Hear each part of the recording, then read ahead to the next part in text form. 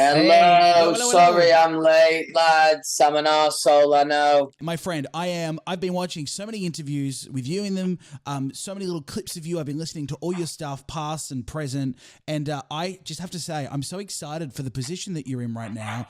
It feels like this is like a new little era for Louis Tomlinson, and you feel really happy and really centered with where you are right now. Is that right to say? I was lucky to have the experience of the year I've had really with the tour. Started in February, only finished about a month ago, 6 weeks ago. So that just gave me such a new lease of life, such a great level of confidence, and kind of what I needed going into this next chapter of the new album. Totally. Like touring. Let's start with the tour. How is that, man? I mean, does that exhaust you, or I feel like that's kind of what you're built to do? You're amazing live, so you love doing that, yeah? Thank you. Yeah, listen, there's definitely times where it is exhausting. Maybe you've got three shows on the bounce, and by the time the third show comes around, you can definitely feel it. But Yeah. that's why I do what I do, man. You know, it's a very literal example of my job. You know, you get a very evident reaction to what you do. So I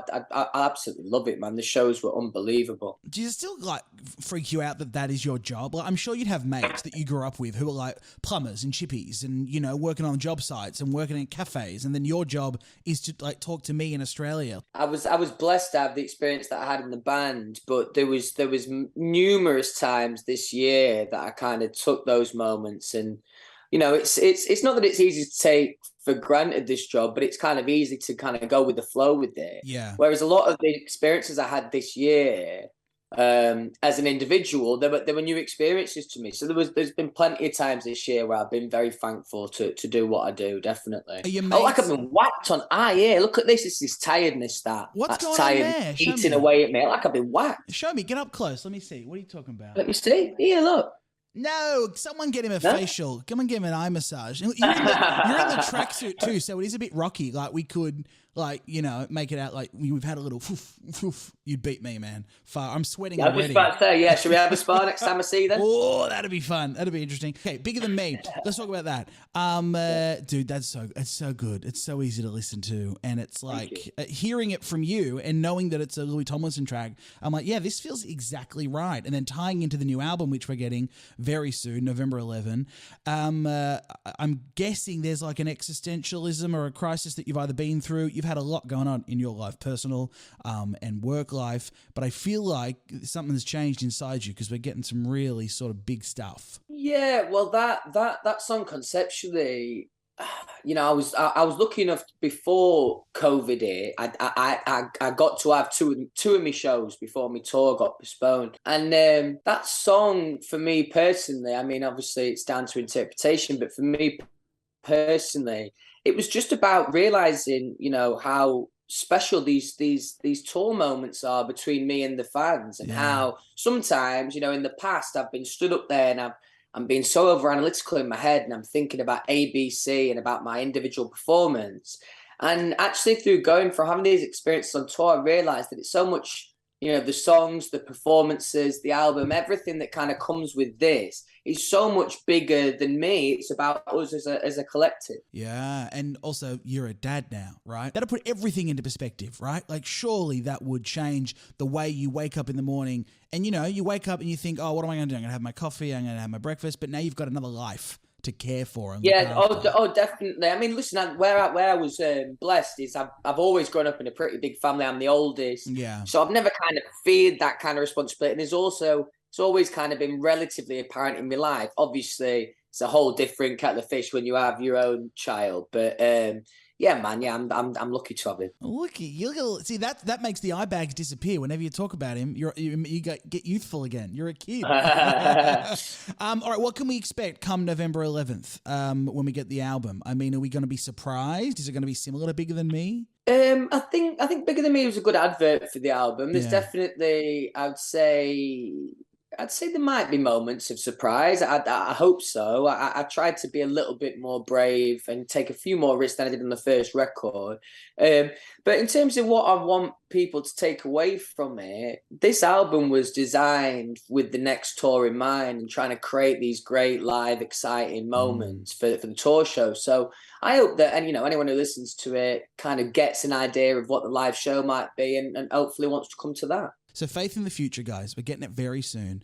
That the title sort of does insinuate that at one point there wasn't any faith in the future, though, Louis. Like there was a dark time. Not necessarily, because actually when I'm thinking about that, I've always had to have faith in my own future, to be fair. So I know what you're saying, but it's not necessarily an epiphany that I've come to. It's kind of the life moral that I've always lived by. Yeah, I get that. I love that you're like, yeah, I get how you got there, but you're wrong.